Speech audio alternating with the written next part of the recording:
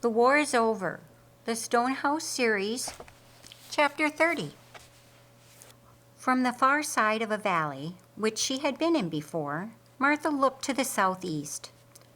On the distant hillside sat a large stone house, and behind the house sharp cliffs dropped off more than a man could climb without gear.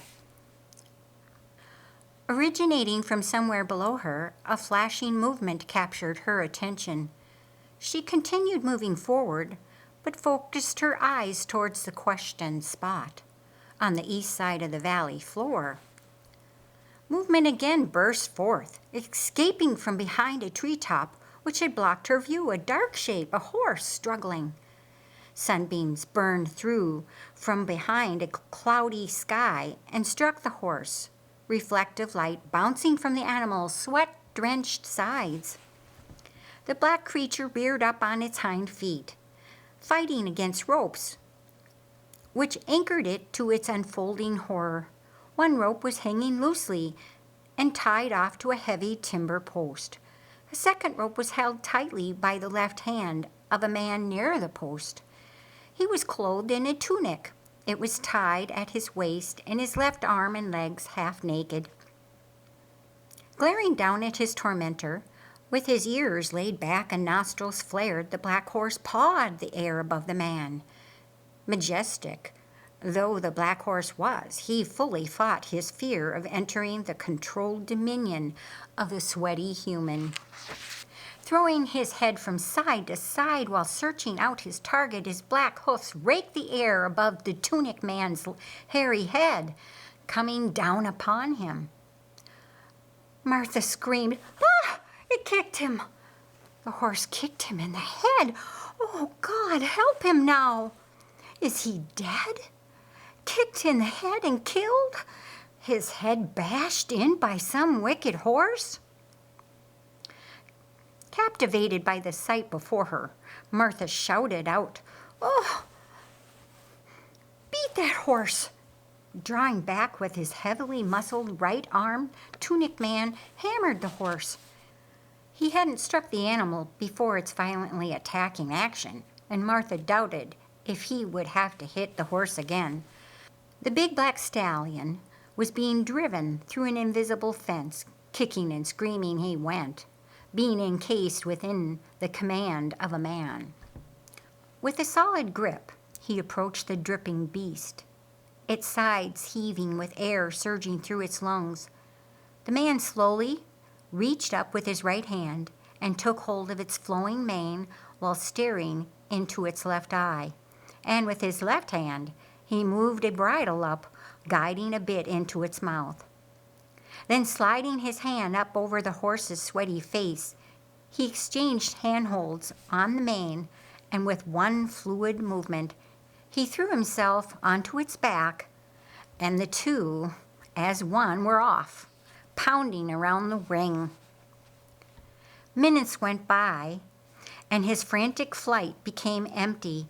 His days of living for himself were gone. The horse was now in service to his master. They were close to the man now, close enough for Martha to see lines made by dripping sweat through the dust, leaving tracks on the man's bare arms and legs. She looked away, embarrassed for her looking. Lazarus saw the flush of her face and said, "Martha, what? You were gawking at a man?" "It's only Simon. You've seen him and talked with him many times before." Mary observed with a smirk, "Yes, but never while he's out here breaking horses, covered only with that wind-blown tunic of his."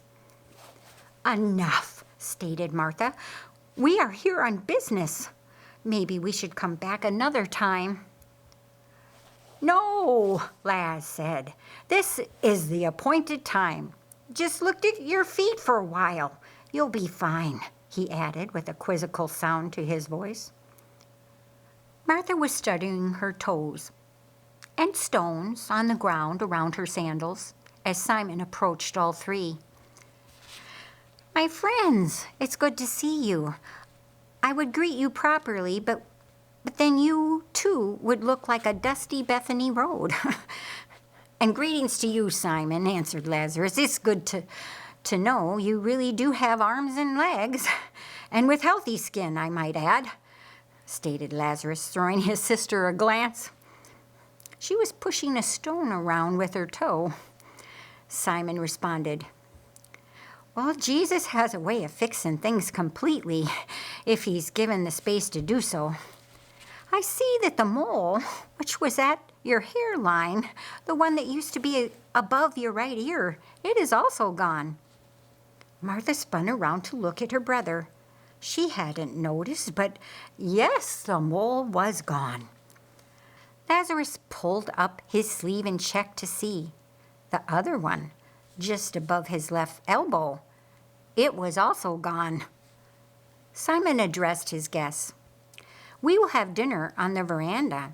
Mary, I believe Esther has returned to her room. Could you find her? Then turning to Lazarus and Martha, Simon continued, Hannah has things ready for us. Why don't the two of you go on up, and I will join you in a few moments.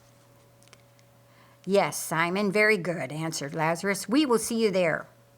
Without looking back, Simon turned and walked toward the stables.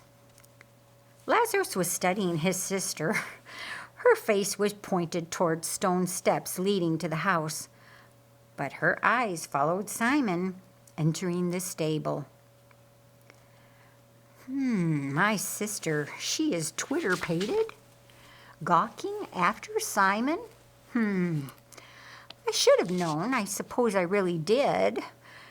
They have both hinted it enough. Simon and my sister.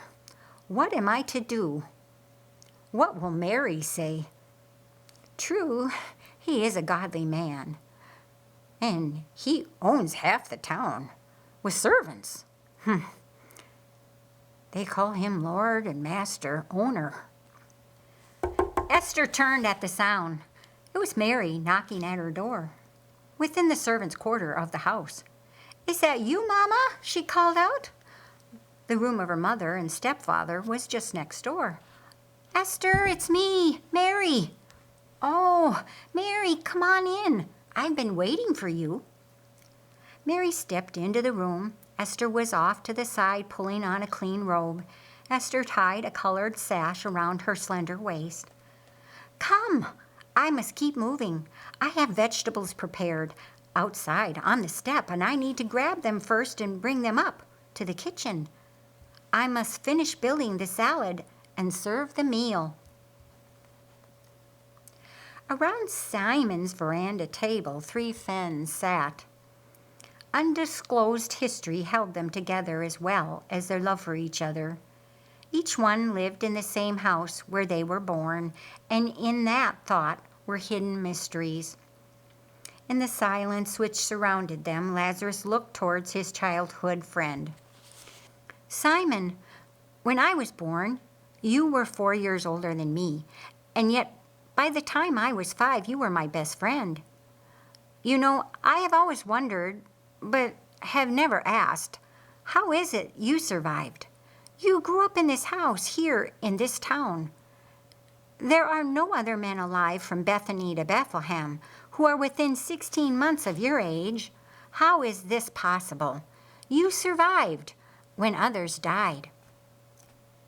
Simon sat with his back to the cliffs behind him. In front of him, beyond his friends, doors, windows, and archways were positioned in a manner where he could see and monitor the functioning of his estate.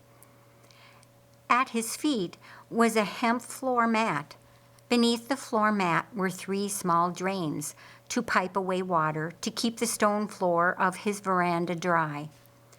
With his right foot, he slid the mat to his left, and sounds from a conversation taking place between Mary and Esther just outside the lower entry of the house could be heard through the pipe at his feet, and he slid the floor mat back.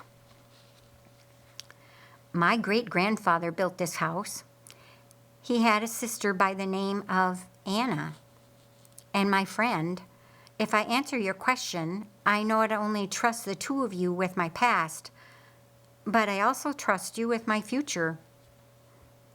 It is my expectation that days are coming when the secrets of this house, this home, should not be hidden to you.